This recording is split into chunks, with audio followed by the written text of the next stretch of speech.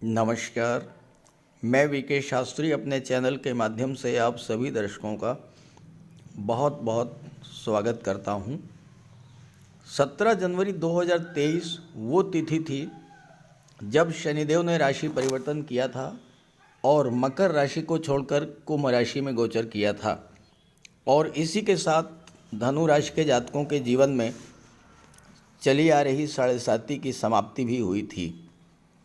कुंभ राशि शनिदेव की मूल त्रिकोण राशि है और अपनी मूल त्रिकोण राशि में शनिदेव बहुत अच्छा फल देने के लिए जाने जाते हैं।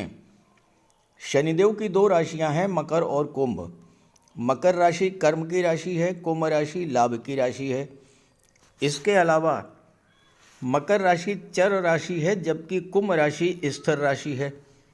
मकर राशि को छोड़कर कुंभ राशि में आने पर शनिदेव को बहुत अच्छा फल देना चाहिए था, लेकिन ऐसा कुछ भी नहीं हुआ। दरअसल कुंभ राशि में आने के बाद से ही शनिदेव लगभग 1 वर्ष तक स्वयं में पीड़ित रहे। क्यों पीड़ित रहे, इस पर विस्तृत चर्चा शनिदेव के पिछले वीडियोस में की जा चुकी है। इस वीडियो में तो मैं यही चर्चा करूंगा कि पिछले 1 वर्ष से शनिदेव ने आपके जीवन में क्या क्या परेशानियां उत्पन्न की, क्या क्या कष्ट आपको झेलने पड़े, और क्या आने वाले 416 दिन जब तक शनिदेव कुंभ राशि में रहेंगे क्या हालात ऐसे ही रहेंगे या इसमें कोई सुधार देखने को मिलेगा, और वो सुधार कब से और किस तरह का होगा, इसी का विश्लेषण करेंगे इस वीडियो में। तो ये है धनु राशि के जातकों की कुंडली।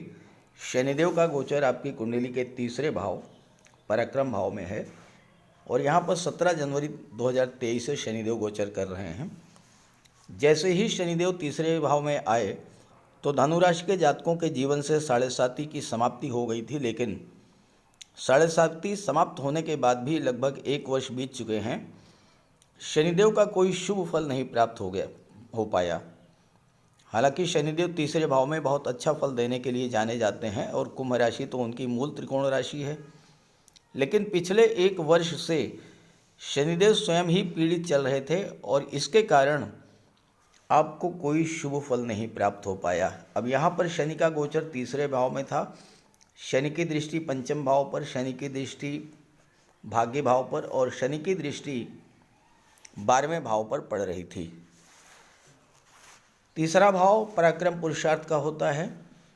आपके शरीर में आलस्य, थकान, काम में मन न लगना, इस तरह की स्थिति बनी होगी। 12वां भाव अस्पताल का होता है। स्वास्थ्य भी आपका खराब हुआ होगा, जिसके कारण आपको अस्पताल में भर्ती भी होना पड़ा होगा। चूँकि शनिदेव धन भाव के स्वामी होकर के पराक्रम भाव में गोचर कर रहे थे, तो आपके आर्थिक स्थिति में भी बहुत खराब स्थिति देखने को मिली होगी। धन का संचय नहीं हो पाया होगा, पैसा जो मिला होगा उससे कहीं ज़्यादा खर्च हो गया होगा, क्योंकि 12वां भाव खर्च का भी होता है, और आप आर्थिक संकट से गुजरे होंगे। 12वां भाव विदेश का होता है। शनि की दृष्टि पड़ी और शनि पीड़ित थे, तो विदेश संबंधी कार्यों में भी निरंतर असफलता देखने को मिली होगी। विदेशी व्यापार में आपको घाटा हुआ होगा, कोई बिजनेस डील आपकी कैंसिल हुई होगी या विदेश में आपका पैसा फंस गया होगा। और चूँकि भाग्य के भाव पर दृष्टि पड़ रही तो भाग्य ने भी आपका साथ नहीं दिया होगा। जब भाग्य ने साथ नहीं दिया तो आपके कार्य अधूरे रह गए होंगे, काम में मन नहीं लगा होगा, कोई काम आपने शुरू किया होगा वो बार बार उसमें बाधा आई होगी और अंततः स्थिति ये बनी होगी कि आपने उस काम को ही छोड़ दिया होगा। कोई नई नौकरी, नया व्यापार आपने शुरू किया होगा, उसमें भी आपको सफलता नहीं मिली होगी, क्योंकि भाग्य आपका साथ नहीं दे रहा था। बिना किसी कारण के पिता से, गुरु से या अपनी संतान से आपका मतभेद हुआ होगा, संबंध आपके खराब हुए होंगे। और चूँकि पंचम भाव पर दृष्टि पड़ी और पंचम भाव share market, stock market, lottery वगैरह को शो करता है, तो जो लोग इन क्षेत्रों से जुड़े हुए थे उन जातकों को भी अचानक से बहुत बड़ा नुकसान देखने को मिला होगा। कैरियर में अप डाउन्स, धन के स्रोत बंद हो जाना, स्वास्थ्य में खराबी, भाग्य का साथ न मिलना, काम अधूरे रह जाना, काम में मन न लगना, इस तरह की तमाम समस्याएं आपके साथ आई होंगी। और ऐसा हुआ तो कमेंट करके ज़रूर बताइएगा। अब आइए समझते हैं कि आने वाले 416 दिन जो है इसमें क्या सुधार आपको देखने को मिलेंगे। वर्तमान में जो स्थिति है, शनिदेव का गोचर तीसरे भाव में है, राहु का गोचर चौथे भाव में है। यहाँ पर राहु 18 मई 2025 तक चौथे भाव में गोचर करेंगे और शनिदेव 29 मार्च 2025 तक। तो जब तक शनिदेव तीसरे भाव में रहेंगे तब तक राहु चौथे भाव में रहेंगे। शनि से दूसरे भाव पर राहु हैं। दूसरा भाव आपके सस्टेनेंस का होता है, आपके सपोर्ट का होता है, आपके बल का होता है, धन का होता है। तो राहु का सपोर्ट शनि को मिलता रहेगा जब तक शनि तीसरे भाव में रहेंगे।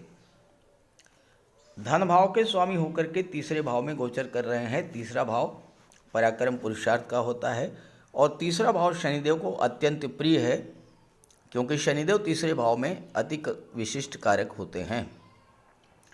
यहाँ पर गोचर करते हुए शनि की दृष्टि पंचम भाव पर, भाग्य के भाव पर और विदेश के भाव पर पड़ेगी। तीसरा भाव पराक्रम पुरुषार्थ का, तीसरा भाव परिवर्तन का।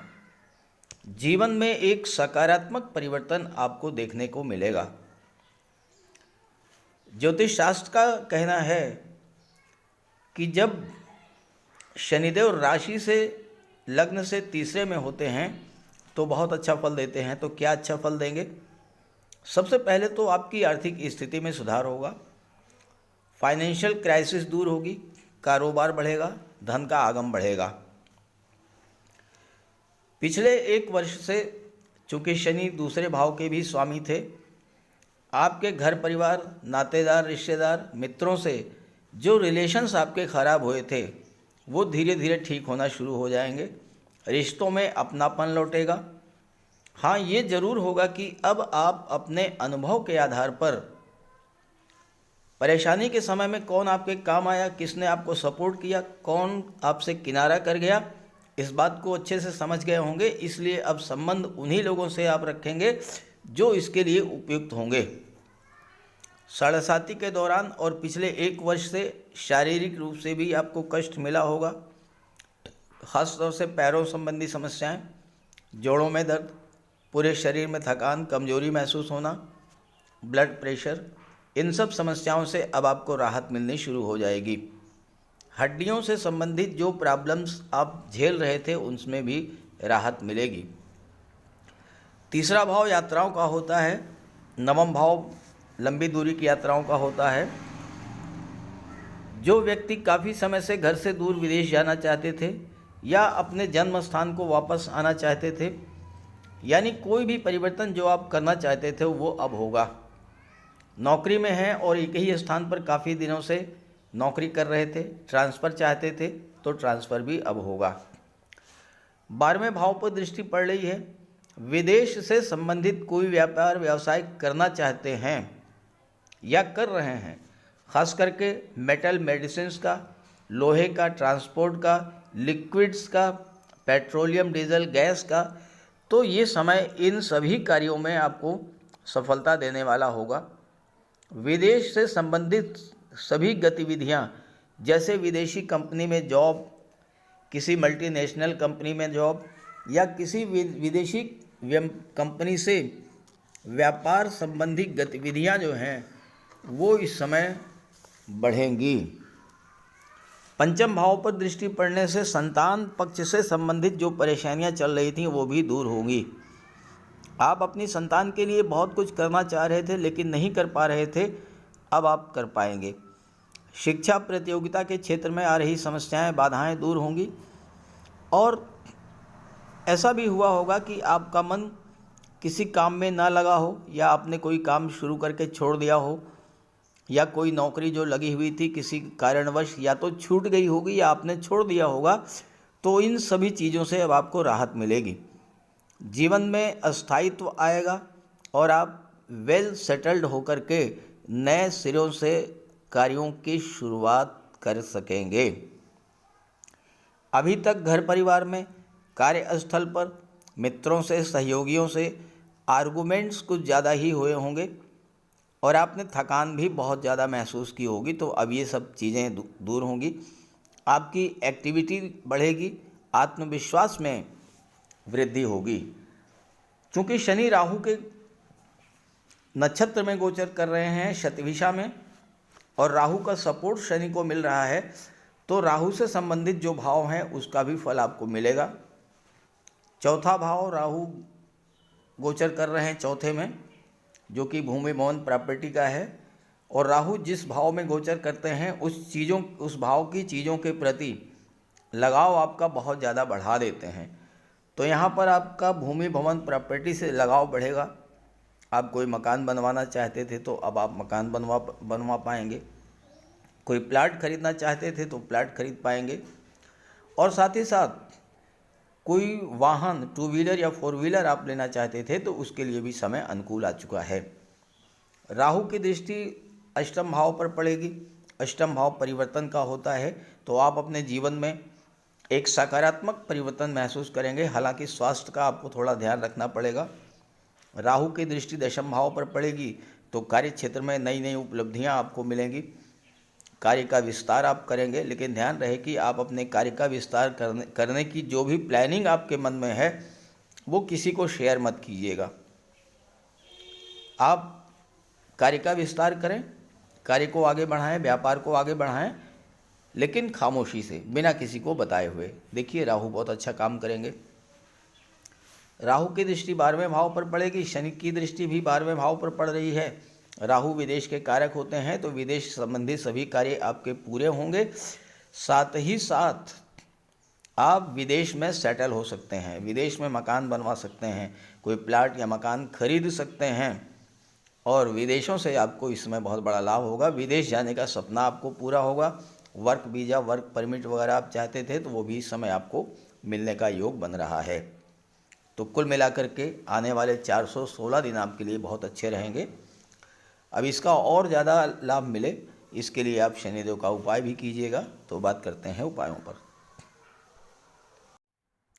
ज्योतिष शास्त्र में कहा गया है कि शनि जिस पर प्रसन्न होते हैं, यानी जिसका शनि ग्रह मजबूत स्थिति में होता है, तो शनिदेव रंक से राजा बना देते हैं, और शनि अगर कमज़ोर हुए, खराब हुए, तो राजा भी रंक हो जाता है।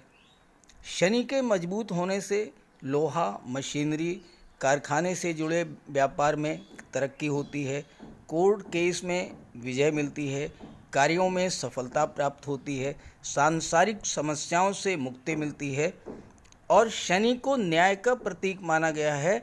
यदि शनिदेव मजबूत हैं तो आपके साथ अन्याय नहीं होता। जब शनि खराब होते हैं तो बड़े से बड़े कष्ट झेलने पड़ते हैं।